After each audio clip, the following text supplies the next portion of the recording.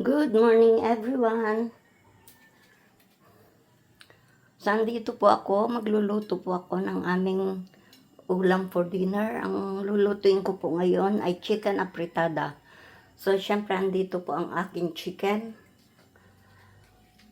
tomato sauce,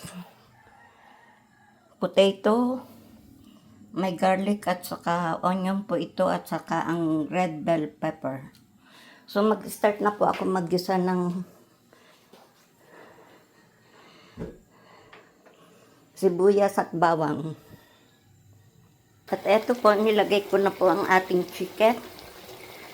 So, lulutuin lang po natin ito ng ilang minuto at ilalagay po natin ang ating patatas.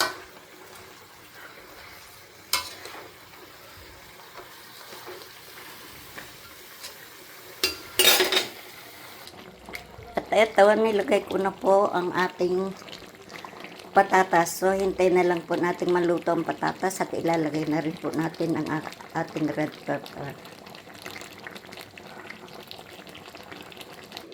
So, eto na po ang ating chicken apritada. Luto na po. Nilagay ko na po ang red pepper. So, I hope nagustuhan niyo po ang aking niluto for today. See you again tomorrow. Bye!